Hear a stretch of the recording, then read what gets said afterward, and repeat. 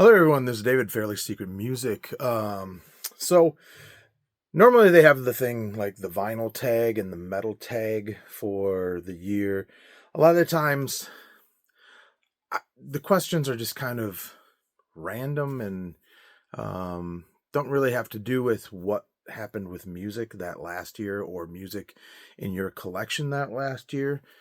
Sometimes they do, sometimes they don't. Um, I've kind of been dissatisfied with most of the tags. So that's why I'm calling this the music tag 2026. I don't know. There might be other music tags out there. I don't really care. I decided to come up with my own list of 20 things. So without further ado, number one, the last CDs that you bought or got within the last, I put it as 24 hours because if I go further, then it's quite a bit of stuff. So I decided to show everything that I received in the last 24 hours. I could have said the last day of 2025, and those would have been Keats, which is an Alan Parsons side project. My friend Ryan gave me this for Christmas, and he also gave me GPS, which is Members of Asia plus Ryo from Spock's Beard. So it says John Payne, Guthrie Govan, Jay Shellen, who were all in Asia at the time they did this, and then the keyboardist, organist from Spock's Beard. And before I went to see them at dinner tonight, I haven't even opened this. It's Saga Cemetery. And then last night, I picked up Stradivarius Elements Part 2. This one needs a new CD case. Buckethead. What is this? Monsters and Robots. Bruce Dickinson's Skunk Works. There we go. Finally, I can figure out. So, Bruce Dickinson's Skunk Works. Winger. What is this one called? Better Days Coming. Ginger's live album called Alive in Melbourne. And yesterday, last but not least, I got Einar Solberg's 16. This is the singer of Leprous, so his solo album that I did not pick up in 2023. So there's the last CDs that I bought or received in 2025. Bands that I decided I was going to complete collections for is Uriah Heep. This was the album that pretty much cemented that I needed to get the rest of their stuff. Later on, I'll show you the album that kind of also spurred that on. But I saw this, decided not to get it because I'm stupid. Then it sold. Then when I went back to get it, it was not there. So I had to order what would have cost me about $8.99 or something like that day. Ended up being $26. So, best live releases of 2025. There are quite a few. Leprous is really good. Big Train had a new one out that was really good. I could not find my Big Train, and Leprous I wasn't going to show, but yeah, it should be up there.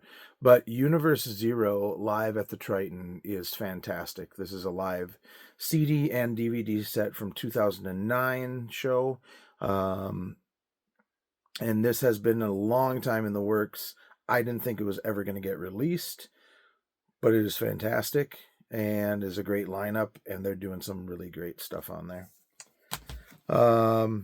Favorite box sets of 2025. So I don't think this one, this was 2024. So technically I shouldn't show this one, but I could say favorite box set you purchased of 2025. Let's say that, and most disappointing box set almost. So I really like this. I didn't think I was going to get this, but the White Snake, Into the Light, the solo albums of David Coverdale. Turns out a lot of those remixes that he's been going back and doing sound really great. Like, I can't wait till they do the 2-disc Forevermore. I hope they do that. But I didn't necessarily need North Winds or the White Snake album, but Into the Light sounds really great as a remix on here. I'm going to run out of room. The Peter Hamill box set is absolutely fantastic. You get tons of stuff in here, and I did a whole unboxing video about this. And then I'll show this, Toya Wilcox. So this has an unreleased Sunday All Over the World song on it too. It's just a great overview of her career, has a Blu-ray of videos, but it has 3 discs of stuff throughout her career. The band from 97 to 83, her solo stuff from 85 to 2004, and Rare from 1980 until 2024. So if you want a place to start with Toya, this would be a good place to start. Biggest surprise release of 2026, that would be the newest Green Carnation. I didn't think I was going to like this as much as I do. It's heavy, but very melodic at the same time, kind of proggy.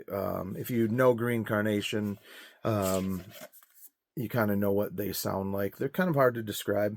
Think of more of the folky, proggy elements of Opeth, kind of. I don't know. But this is Dark Poems Part 1, The Shores of Melancholia. And this came in a box to house the 3 other parts of it, and this is just part 1 of 3. 3 Grail finds that you've been looking for a long time. I'll start with Sam Hain. I didn't think I would ever find this locally. I found this and Unholy Passion, but I already have all the Unholy Passion stuff on the Final Descent album, so I didn't have to get that. And it was really expensive too. So Sam Hain Initium, super stoked that I found this. Uriah Heep, Fallen Angel. This was the reason why I didn't get that other High and Mighty Uriah Heep, because I figured I didn't have this, and this came after High and Mighty. So like a week or two later, this came into my store used, and it's the remastered edition with the bonus tracks. And I went back to the other store, and they did not have the other one. So Growing Fins, the Captain Beefheart box set. This has a lot of stuff. Look at this thing.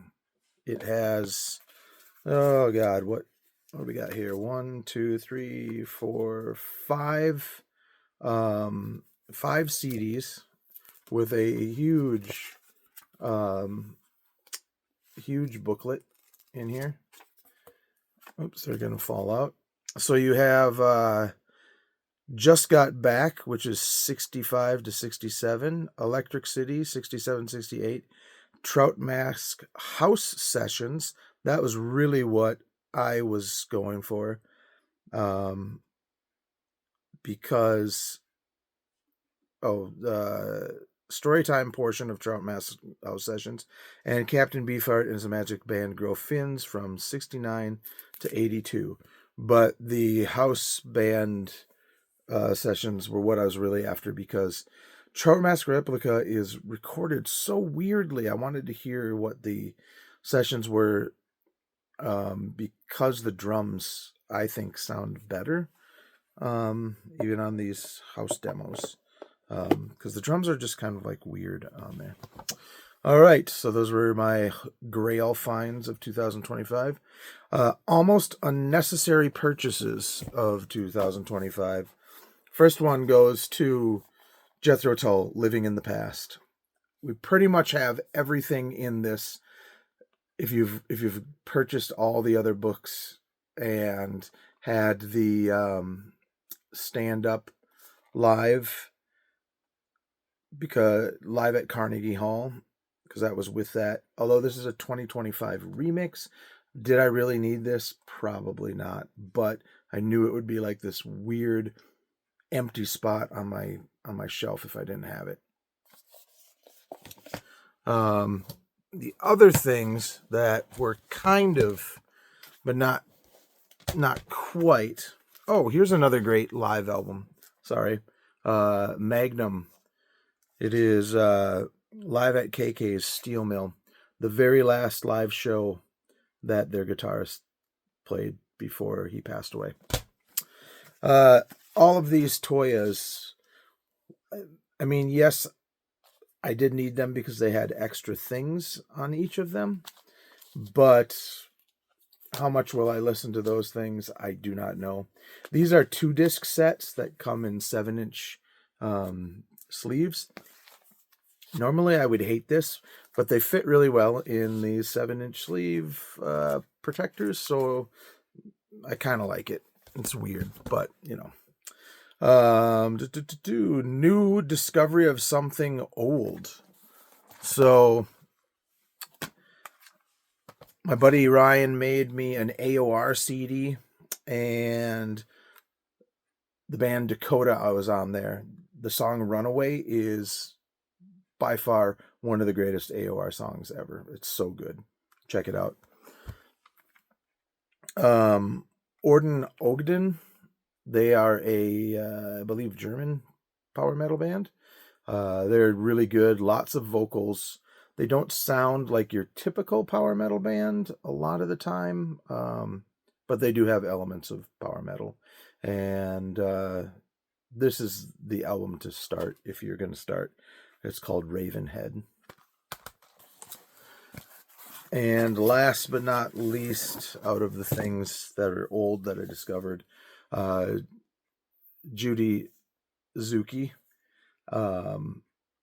the complete collection, Full Moon. This is all of her albums up until Jude Unsinkable, and then she just recently released a new album. I cannot remember the name of it, but I think shipping is really expensive from UK to the United States right now. So those are new discoveries. Top 3 surround sound experiences. Well, that Peter Hamill box set has Future Now and what's the other thing? PH7 in surround sound. Those were absolutely amazing. Those are great. Well worth the price for that box set. They might release them separately at some place down the line, like they did with the Vandergraaf things and where they did with the Camel 5.1s. They might release them separately. They just haven't announced that yet, but they came in on Blu-rays in there. The Frank Zappa and the Mothers of Invention, One Size Fits All. I liked this album, but I wasn't really sold on whether I needed this, but I decided to, my wife was asking for suggestions for Christmas, and I said, yeah, I think I want this. Can you, I was like, yeah, I want this. Put this on my Christmas list. Holy shit. The 5.1 just made me love every minute of this album. Because I used to think, God, God, what's that first song? Inca Roads was like the highlight of the album, but there are so many other great songs on here that for some reason I wasn't paying attention or something like that. I'm not sure. And then this is also a Grail find, but also I did the 4-disc, 4 CD players with stereos, one in each corner. I sat at my table and I put one on each corner of the table and then put the other ones to my sides. I'm going to do this again with a friend of mine and see if we can space that stuff out a little bit more. Maybe put things higher up or on the ground or something like that. So this was a fantastic, really fun surround sound experiment, but you need like 4 CD or DVD players and 4 either. I was using Sony docking stations, the iPod docking stations, because they have a line in, and you can just plug a DVD player to it, put line in, push start, pause, and push to the back. Make sure one person has 2 CD players that they're pushing start on. It's awesome. And the fact that they use little bits of push and pull to have the surround sound be okay if it's not quite in sync was just brilliant. I loved it. That thing came out like 98 or something like that. Let's see here. Where am I? Favorite new bands that I discovered in 2005 or 2025. I just discovered or finally picked up Black Swan, which is Matt. God, what's his name? Is it Matt Stone? I was just talking about this earlier today, so I cannot believe that I can't remember his name. Matt Starr. So it's got Matt Starr, Jeff Pilson, Reb Beach, and Robin McCauley. And this, and the new, especially the new one that's coming out in February, totally reminds me of like Perfect Timing era MSG. So totally get this. It's so great. This band had a new album a few weeks ago, Goose. This one is called Chase Your Dragon.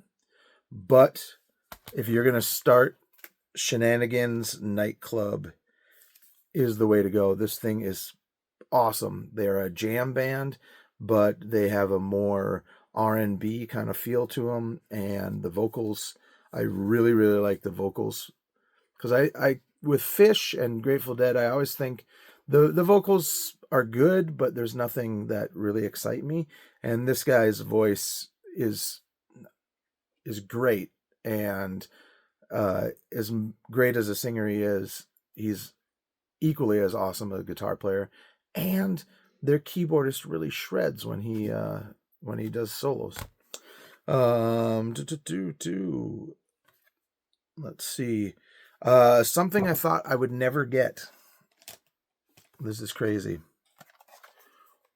1, 2, 3, 4, 5 Restless Heart CDs. There's a 6th one called Wheels that I have to get. My friend and I were talking about genres we've never gotten into, and I mentioned country. I don't count those American Sessions with Johnny Cash. And he said, well, Restless Heart's kind of like the Toto of the country world. So I thought, shit, I'll give them a try. And I've listened to a couple of these, and they are really pretty decent, you know. I didn't think I was ever going to get, like, in a country phase, but you never know. Let's see.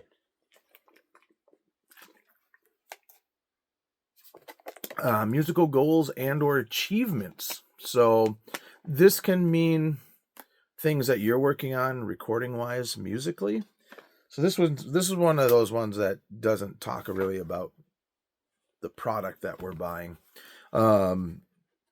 But in this case, it kind of does, because last year we put out the first Sudden Gravity CD.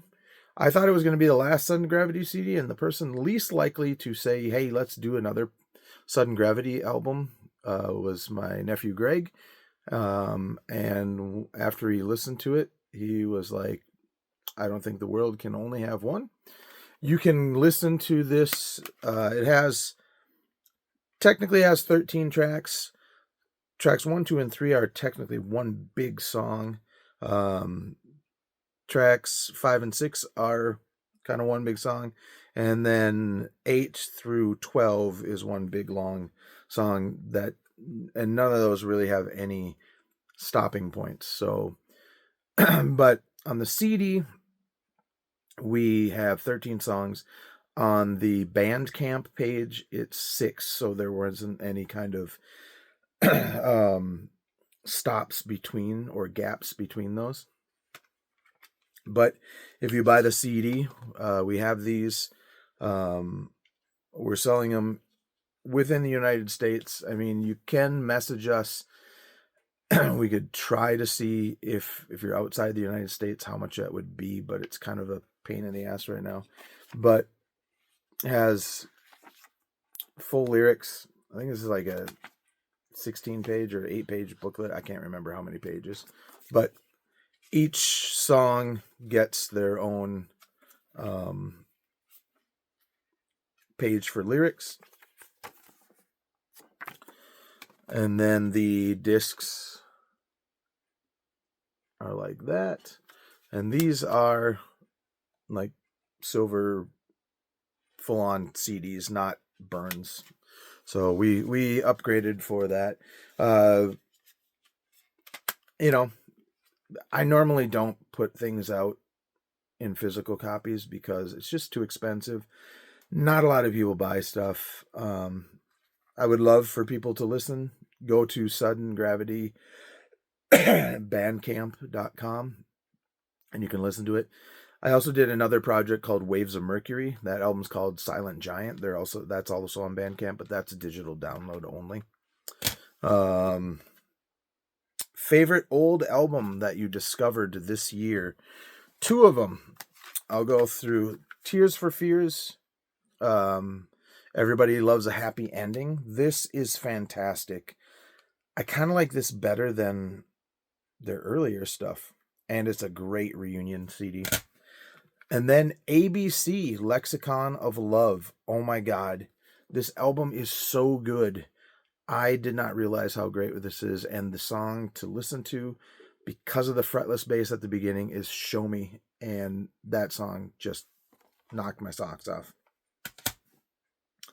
An album or 2, you can have 2 or 3, let's say, if you want to do this same list. Albums that you didn't think you needed remixed or remastered. I didn't think Universe Zero's Used needed to be remastered, but this thing is really great. I'm glad I got it. It just kind of pulls some of that kind of muddiness or whatever off of it and makes the drums get really up front. I like how the drums sound a lot better on this. And that's just a remaster. So, and then this, Rapture of the Deep by Deep Purple, the drums sound so much better than the original. Everything sounds a lot better, but the drums especially. And this is a 2-disc set. Disc 1 is the album remixed, remastered, and then disc 2 you have like some bonus things. I can let you see. That's what you got on disc 2. All right. You can come up with any genre. I decided to take 3 genres. Metal album of the year. I'm going to give that to Avantasia because I really liked this. It has a lot of AOR elements to it too, but it still has that normal Avantasia kind of power metal type stuff. And like the song Creep Show, it's just an AOR hit. It's just freaking fantastic. I loved it. Rock album of the year, I'm gonna have to give it to Counting Crows, the Butter Miracle Complete Suites. I haven't talked this much in a while.